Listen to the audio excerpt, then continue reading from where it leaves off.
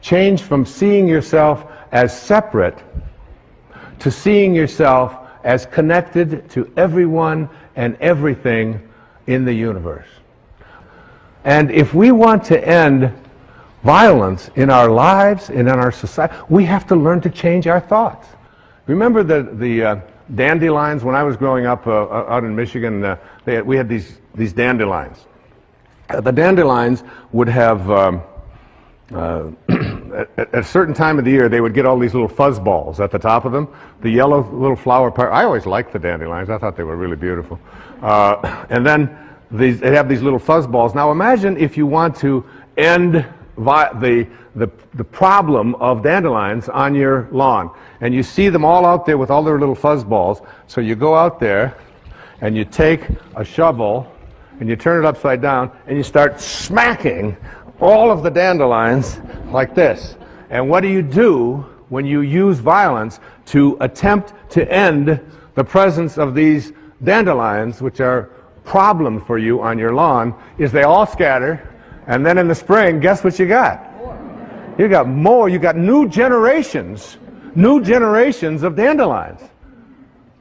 There's such a lesson in that, isn't there? There's a great lesson that when we use violence as a means to resolve our disputes, whether it's individually with each other, or whether it's in countries, or whether it's in communities, whenever it is that we resort to that kind of not seeing myself in others, and out of this kind of a consciousness will emerge those people who will ultimately begin to get this. Because if we don't get it, like if we don't really get it, civilization as we know it will not survive. It will not survive. We have to learn that the people that we call enemies, no matter how horrendous they may behave toward us, there is still something of us in all of them. And we can figure out a way. Yes, we of course have to defend ourselves, and yes, we don't allow people to push us, or all of those kinds of things, but at a deeper and a higher level, Lao Tzu was asking us to go within and find that place of peace, and try to reach out to that and help someone to make a U-turn. Those people can be reached because they have the anchor of the universe located within them.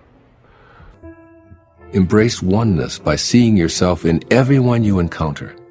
Rather than having judgmental thoughts about those whom you regard as separate or different, view others as an extension of yourself.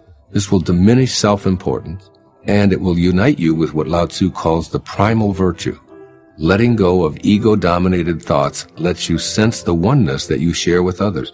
Thus you give yourself the opportunity to feel a part of the all-embracing Tao. Practice inner awareness whenever you feel yourself about to criticize anyone or any group. News reports designed to encourage your sense of separateness or superiority in relation to others can be a perfect time to do this. Find yourself as one of them. In situations where you're expected to hate an assumed enemy, stop yourself from these judgments and walk an imaginary mile or two in their shoes. Do so with all forms of life, even the plant world.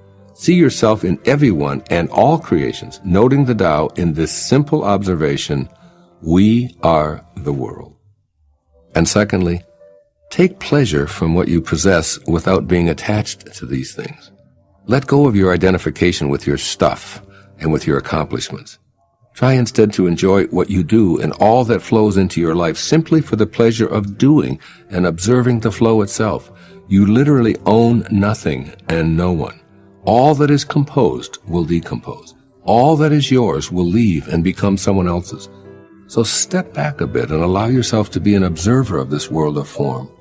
Becoming a detached witness will put you into a state of bliss while loosening your tight grip on all of your possessions.